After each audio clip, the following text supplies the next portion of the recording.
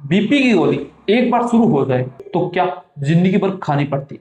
BP normal आ गया तो medicine बंद कर सकते हैं। और सबसे बड़ा डर, बीपी की दवाइयां किडनी और हार्ट को बचाती है या धीरे धीरे खराब करती है। अगर आप बीपी पेशेंट हैं या आपके घर में कोई बीपी की मेडिसिन लेता है तो ये वीडियो बिल्कुल भी स्किप मत करना, क्योंकि एंड में मैं आपको बीपी कंट्रोल का वो रूल बताऊंगा जो 80% लोग फॉलो ही नहीं करते। नमस्कार दोस्तों, मैं हूं अमित और आप देख रहे हैं फार्मावेक अनबॉक्स्ड। फार्मेसी प्रैक्टिस में मैं रोज एक बात नोटिस करता, बीपी पेशेंट दवा से नहीं डरता, दवा की लाइफ लॉन्ग होने से डरता है।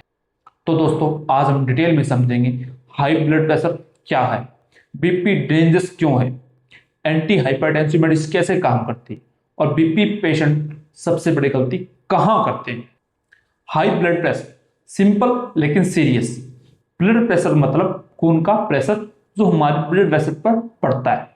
नॉर्मल बीपी होता है 120/80 mmHg, लेकिन जब बीपी बार बार 140/90 से ऊपर रहने लगे तो उसे कहते हैं हाइपरटेंशन।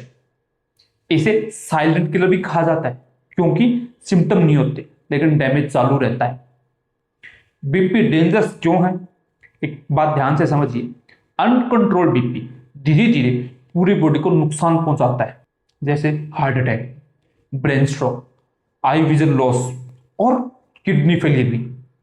बीपी दर्द नहीं देता लेकिन जिंदगी बदल ही देता है।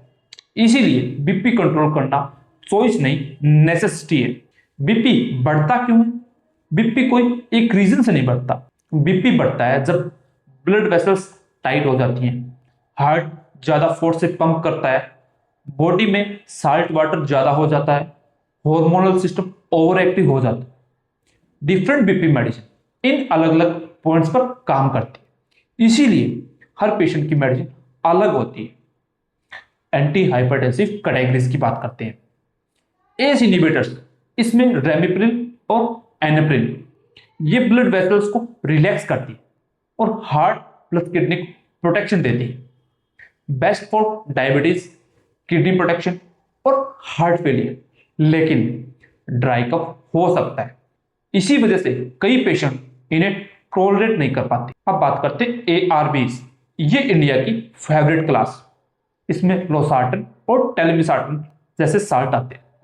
एस इनहिबिटर जैसा काम, लेकिन कफ नहीं। लॉन्ग टर्म बीपी कंट्रोल में सबसे ज्यादा प्रिस्क्राइब मेडिसिन है ये। अब बात करते हैं कैल्शियम चैनल ब्लॉकर्स की, जिसमें एम्लोडिपिन और क्लिनिडिपिन, ये ब्लड वेसल्स को वाइडन करती है। इसके साइड इफेक्ट जैसे पैरों में सूजन, लेकिन घबराइए नहीं, ये डेंजरस नहीं होती, लेकिन इग्नोर भी नहीं करनी चाहिए। अब बात करते हैं बीटा ब्लॉकर्स, इसमें एटेनॉल और मेटाप्रोलोल, सो हार्ट रेट स्लो करते, स्ट्रेस रिलेटेड बीपी में हेल्पफुल, लेकिन अस्थमा पेशेंट में सावधानी बहुत ज्यादा है। अब सबसे आखिर में बात करते हैं डायरेटिक्स कैटेगरी पे। इसमें आता है हाइड्रोक्लोरोथाइजाइड, एक्स्ट्रा साल्ट और वाटर को बॉडी से बाहर निकालती है।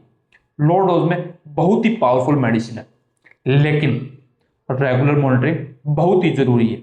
अब बात करते हैं कॉम्बिनेशन थेरेपी। अब एक इंपॉर्टेंट सवाल, डॉक्टर एक से ज्यादा बीपी मेडिसिन क्यों देता है? क्योंकि लो डोज कॉम्बिनेशन बीपी को बेहतर कंट्रोल करता है और साइड इफेक्ट कम होते हैं। बीपी पेशेंट की सबसे बड़ी गलतियां, अब ध्यान दीजिए। बीपी नॉर्मल होते ही मेडिसिन बंद कर देना, कभी कभी गोली ही नहीं लेना, डोज खुद से बदल देना और नमक पर कंट्रोल न करना। आप सोच रहे होंगे बीपी तो ठीक आ रहा है, लेकिन याद रखिए बीपी नॉर्मल इसीलिए क्योंकि मेडिसिन चल रही है आपकी। बीपी की दवा अकेली काफी नहीं, नमक कम करें, वेट कंट्रोल करें, डेली वॉक पे जाएं और स्ट्रेस मैनेजमेंट करें। इसीलिए मेडिसिन प्लस लाइफस्टाइल, यही लॉन्ग टर्म सक्सेस है। बीपी की दवा बीमारी को बढ़ाती नहीं, बीमारी को बढ़ने से रोकती है। सही मेडिसिन, सही डोज और रेगुलर इनटेक, यही स्ट्रोक और हार्ट अटैक से प्रोटेक्शन है। सेल्फ मेडिकेशन बीपी में सबसे ज्यादा डेंजरस है। यहां हम मेडिसिन को सिर्फ समझाते नहीं, उन्हें सही तरीके से इस्तेमाल करना भी सिखाते हैं। फार्मा फैक्ट अनबॉक्स को सब्सक्राइब जरूर करें। धन्यवाद।